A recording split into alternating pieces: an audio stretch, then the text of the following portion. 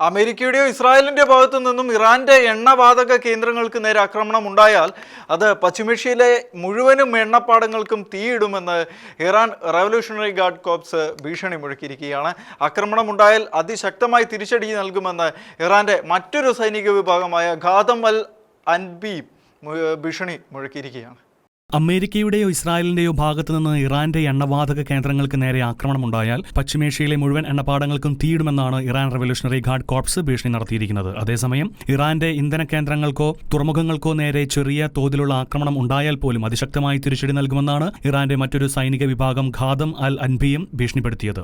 തിരിച്ചടി ഇറാന്റെ അതിർത്തിക്കുള്ളിൽ മാത്രം ഒതുങ്ങില്ലെന്നും അൻബിയ വക്താവ് വ്യക്തമാക്കി. അമേരിക്കയ്ക്കും അവരുടെ പാശ്ചാത്യ സഖ്യകക്ഷികൾക്കും താൽപര്യമുള്ള മേഖലയിലെ എല്ലാ എണ്ണവാതക കേന്ദ്രങ്ങളും അഗ്നിക്കിരയാക്കുമെന്നാണ് ഇറാന്റെ ഭീഷണി സന്ദേശത്തിൽ പറയുന്നത്. ഫെബ്രുവരി 28 ആരംഭിച്ച യുദ്ധം 2 ആഴ്ച പിന്നിടുമ്പോൾ സംഘർഷം കൂടുതൽ രാജ്യങ്ങളിലേക്ക് പടരുമെന്ന ആശങ്ക ശരിവെക്കുന്നതാണ് ഇറാന്റെ പുതിയ നീക്കങ്ങൾ. ഇറാന്റെ വൈദ്യുതി നിലയങ്ങൾ ലക്ഷ്യമിട്ടാൽ വെറും 30 മിനിറ്റിനുള്ളിൽ പശ്ചിമേഷ്യൻ മേഖല മുഴുവൻ ഇരുട്ടിലാകുമെന്നാണ് ഇറാന്റെ supreme national security council secretary Ali Larijani പറഞ്ഞത്. സുരക്ഷിത സ്ഥാനങ്ങൾ തേടി ഓടുന്ന അമേരിക്കൻ സൈനികരെ വേട്ടയാടുവാൻ ഇരുട്ട് അവസരമൊരുക്കുമെന്നും അദ്ദേഹം പരിഹസിച്ചു. അതിനിടെ ഇറാന്റെ പുതിയ പരമോന്നത നേതാവ് മൊജ്തബ ഖമേനി രാജ്യത്ത് ഐക്യത്തിന് ആഹ്വാനം ചെയ്തു. ശത്രു രാജ്യങ്ങളെ സമ്മർദ്ദത്തിലാക്കുവാൻ ലോകത്തെ ഏറ്റവും പ്രധാനപ്പെട്ട കപ്പൽപാതയായ ഹോർമുസ് കടലിടുക്ക് അടച്ചിടുമെന്ന് മൊജ്തബ ആവർത്തിച്ചു. ഇന്റർനാഷണൽ ഡെസ്ക് ഷെക്കേന ന്യൂസ്.